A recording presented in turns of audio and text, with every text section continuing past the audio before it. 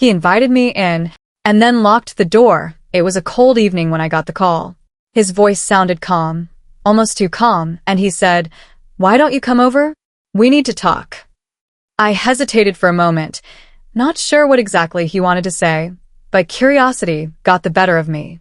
I grabbed my coat, stepped outside, and walked through the quiet streets toward his house. Something about the silence around me already felt unusual, like the night itself was holding its breath. When I reached his door, he was standing there, smiling faintly. His expression gave nothing away, and yet it carried a weight I couldn't quite read. Without thinking too much, I stepped inside. The air felt different, still, heavy, as if the walls themselves were listening. He didn't waste time with small talk. He simply nodded, guided me in, and then I heard the sharp click of the lock behind me. My heart skipped a beat. I turned slowly, confused. Why would he lock the door so quickly? Was it just habit, or was there something he didn't want anyone else to know?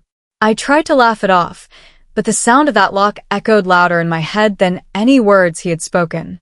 I glanced around the room.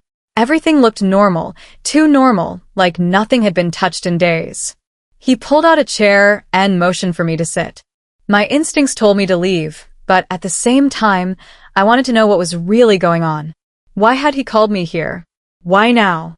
And then, just as I opened my mouth to ask, he leaned forward and whispered something that changed everything. His words were soft, almost a whisper, but they carried a weight that instantly unsettled me. I froze, trying to make sense of what he had just said. The way he leaned in closer, his eyes fixed on mine, it was clear he wasn't speaking casually. It felt like there was something he had been holding inside for a long time, something that couldn't be shared with just anyone. I sat back in the chair, searching for the right response, but nothing came out. All I could hear was the faint ticking of a clock in the background. The steady sound filled the silence between us, and with every tick, the tension seemed to grow heavier. He broke eye contact for the first time and walked toward the window, pulling the curtain slightly to glance outside. I followed his movement, noticing how cautious he seemed, as if he was expecting someone to show up. It made me wonder, was this conversation only about me, or was there something bigger happening here? I had known him for years, but suddenly I realized how little I actually understood about his life. We had shared moments, laughs, even secrets, but now, standing in his dimly lit living room, I couldn't shake the feeling that I had been invited into a side of his world that he had never shown anyone else. He turned back toward me slowly, his expression unreadable. There was no anger, no joy, just a strange calm that made me even more uneasy. He asked me a question, one that felt simple on the surface, but the way he said it made my stomach turn. It was as if the answer I gave would decide something far more important than I realized. I tried to stall, shifting in my chair, hoping he would explain himself more clearly. But he didn't. Instead, he sat across from me, folding his hands, waiting patiently for me to speak. The silence between us was thick, and in that silence, my mind began racing. Why had he chosen me for this conversation? Why lock the door? And why tonight of all nights? The clock ticked again. His eyes didn't move from me. And in that moment, I knew one thing for sure. Whatever he was about to reveal, it was going to change everything I thought I knew about him. I tried to hold his gaze, but it was becoming harder with each passing second. The quiet in that room was not just silence. It was loaded, like every pause was carrying unspoken words he refused to share. Finally, he leaned back and said something that made my chest tighten. "You don't really know me, not the way you think you do." The statement hit me harder than I expected. I thought I did know him. Over the years, we had shared enough for me to believe I understood who he was. But the way he said it now, with such certainty, made me question everything. What had I missed? What was he hiding? I asked him to explain, but he didn't answer right away. Instead, he stood up again and began pacing the room slowly. His movements felt deliberate, almost like he was searching for the right way to continue without giving too much away. At one point, he paused by a bookshelf, running his fingers over the spines of the books as if they held the answers. As I watched him, Pieces of the past started to resurface in my mind, moments I had brushed off at the time. Times when he had gone quiet in the middle of a conversation, or when he had changed the subject abruptly if anyone asked about his family. Back then, I had thought nothing of it. But now, sitting here in his house with the door locked, those small details started to feel like clues I had ignored. My thoughts were interrupted when he turned suddenly and asked if I trusted him. The question was simple, but the intensity in his voice made it feel like a test. I wanted to say yes, to reassure him, but doubt was already creeping in. Could I really trust someone who had brought me here under such strange circumstances? Before I could answer, there was a faint sound from another room. It was subtle, almost like a door creaking or something shifting. My head turned instinctively, but he didn't move. His face gave nothing away, as though he had expected that sound. The fact that he wasn't surprised made me even more unsettled. I realized then that whatever was happening tonight wasn't just about him and me. There was more to this story, more people involved, more secrets than I could have guessed. And the longer I sat there, the more I wondered if I had walked into something I wasn't supposed to see at all. The faint sound from the other room still echoed in my ears. It was soft, almost unnoticeable, but in that heavy silence, it felt louder than anything else. I wanted to ask him what it was, but his expression told me not to. He didn't look surprised, not even curious. Instead, he sat perfectly still, his hands folded, his eyes locked on me as if he was waiting to see how I would react. My throat went dry. I shifted in the chair, my mind racing. What was behind that sound? Was someone else here? I opened my mouth to ask, but before I could, he spoke again. His voice was steady, but there was a strange tension in it. You have to understand, once you know, you can't go back. The way he said it made my stomach twist. I wanted answers, but part of me feared them. I thought about standing up, walking to the door, and leaving, but then I remembered the sound of the lock clicking earlier. Even if I tried, I wasn't sure I could get out so easily. He stood and began pacing again, his eyes flicking toward the hallway that led deeper into the house. I followed his gaze, my heart pounding. The hall seemed darker now, almost like it was swallowing the little light from the room we were in. I couldn't help but wonder if the sound had come from there, if someone or something was waiting just beyond sight. I tried to steady my breathing, to focus, but my thoughts kept circling back to his words. You don't really know me. I thought about all the nights we had spent talking, all the times I believed I understood who he was. Now, every memory felt different, like pieces of a puzzle I had been putting together wrong from the start. He stopped pacing and stood behind me for a moment. I could feel his presence, the weight of him so close, though he didn't touch me. The silence between us stretched until it became unbearable. I finally turned to face him, but he had already moved, stepping toward the hallway. Without saying a word, he motioned for me to follow. My body resisted at first, but something in his eyes told me I didn't have a choice. Every step I took toward that dark hall felt heavier, as if the floor itself was warning me to turn back. But I kept moving, each breath louder than the last. As we reached the edge of a hallway, the air grew colder. I glanced at him, hoping for some kind of reassurance, but he only kept walking. The shadows seemed to stretch as we moved forward, and then I heard it again, that faint sound, closer now. This time it was clearer, like the whisper of movement just out of sight. My pulse quickened. I wanted to ask him again what was happening, but the words caught in my throat. He finally stopped in front of a closed door at the end of the hall. He placed his hand on the handle, but didn't turn it. Instead, he looked at me, his face unreadable, his voice low. Everything changes from here. And with those words, the tension reached its peak. I stood frozen, staring at that door, knowing that whatever waited behind it was the reason he had locked me inside tonight. I stood frozen as he kept his hand on the door handle. The silence stretched so long that even the faint ticking of the clock in the other room felt like a drumbeat in my chest.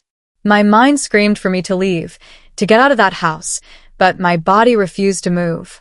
Then, without warning, he let go of the handle and turned to face me. His eyes were sharp, but behind them I saw something else, a flicker of fear. That startled me more than anything. I had expected anger, or maybe secrecy, but not fear. It made me wonder, was he afraid of me, or of whatever was on the other side of that door? Before I could ask, another sound came, this time unmistakable. It was not just a creak, it was footsteps. Slow, steady, and deliberate. They were coming from behind the door.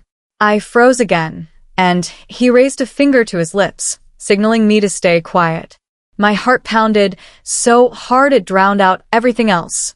He stepped back from the door suddenly, as though touching it was dangerous. Then he whispered, "I didn't bring you here to explain myself. I brought you here because I need you to see this for yourself." The words shook me. All this time, I thought this was about him, about secrets he had been keeping from me. But now, it seemed like there was something else involved. The stakes were higher than I had imagined. The footsteps stopped, and the silence was worse than the sound itself. He turned toward the hallway, his face tense, and for the first time since I entered the house, I saw his composure slip. He was nervous. That made me nervous too. I whispered, asking him if someone else was living there, but he didn't answer. Instead, he walked past me, back toward the living room. Confused, I followed, trying to piece together what was happening. He picked up a small box from the table near the window, something I hadn't noticed before. It looked old, almost worn out, as if it had been opened and closed many times. He held it tightly, as if it mattered more than anything else in the room. "You were never supposed to know," he said quietly, almost to himself. "But it's too late now." The words sent chills down my spine. I wanted to ask him what was inside the box, but before I could, the sound returned, this time from the living room itself. The air shifted, a soft thud against the wall, like someone moving in the shadows. I spun around, but saw nothing. When I turned back to him, his face was pale. He wasn't looking at me anymore. He was staring past me, into the corner of the room. His grip on the box tightened, his knuckles white. And then, just as I gathered the courage to turn and look, he whispered the words that made my blood run cold. "They're already here." The moment he whispered those words, the room seemed to shrink. I turned slowly, half expecting to see someone standing in the corner. At first, there was nothing but shadows stretching across the walls. Then, out of the silence, a faint voice broke through, soft, almost fragile. It called his name. My heart raced. I looked back at him, but he didn't move. His eyes stayed fixed on that dark corner. He finally stepped forward, clutching the box, and spoke with a trembling voice I had never heard from him before. "You shouldn't be here," he said, but I couldn't tell if he meant me or the unseen presence. The voice grew clearer, and I realized it wasn't threatening, it was pleading. Something about it carried pain, like a memory trying to break free. That's when he finally opened the box. Inside were letters, old photographs, and a small silver key. He held one photo up, and I caught a glimpse. It wasn't of him alone. It was of him with someone else, someone who looked strikingly familiar. My stomach tightened as I realized the face resembled mine. I stepped back, confused. "What is this? Who are they?" I asked, my voice shaking. He didn't answer directly. Instead, he turned the photo toward the shadow in the corner and whispered, "It's time." And then the air shifted again. A figure stepped forward, not a stranger, but someone I recognized instantly. It was like staring at a reflection, a version of me I couldn't explain. My knees weakened as the truth sank in. The locked door, the secrecy, the tension, it had all been leading to this moment. The figure looked at me with tired eyes and said, "You were never supposed to find out this way." I stood frozen, unable to move, as both of them watched me. The pieces of the puzzle I thought I understood shattered into something much bigger, something I wasn't ready to face. And just when I thought I had reached the end of the mystery, he placed the key in my hand and whispered the final twist. "This isn't my story. It's yours." The key felt heavy in my hand, as if it carried more than metal. It carried answers I wasn't sure I wanted. My mind swirled with questions, but for once, he didn't seem guarded anymore. His expression softened, like the weight he had carried for years was finally lifting. I asked him what he meant, how this could be my story. He nodded toward the letters inside the box. My fingers trembled as I picked one up, the paper aged and fragile. The handwriting was careful, almost familiar. As I read the words, a chill went through me. The letters spoke of connections, of family, of choices that had been hidden away. All along, the locked door hadn't just been about secrets, it had been about protecting truths too painful to face. The figure that had appeared, so much like me, remained silent, but their presence said enough. They weren't a stranger. They were part of what had been buried, part of the life that had always lingered just out of reach. In that moment, I understood why he had invited me in, why he had locked the door. Not to trap me, but to make sure I stayed long enough to finally uncover what he could never say outright. The room felt lighter as the realization settled in. The tension that had filled the air gave way to a strange calm, though my heart still raced. I looked at him, waiting for more, but he only smiled faintly, as if the rest was for me to discover on my own. I placed the letters back in the box and closed it gently. For the first time since I arrived, I didn't feel the urge to run. Instead, I felt an odd sense of belonging, of being tied to something bigger than myself. The night had started with confusion and fear, but it was ending with clarity. Painful, yes, but also necessary. As I stepped back toward the door, he unlocked it without hesitation. The sharp click that once filled me with dread now sounded different. It wasn't the sound of being trapped, it was the sound of release. I walked out into the quiet night, carrying the box under my arm, the key still in my hand. The air felt cold, but fresh. And though the answers I had found weren't the ones I expected, I knew one thing with certainty. Sometimes the doors we fear the most are the ones that lead us back to ourselves.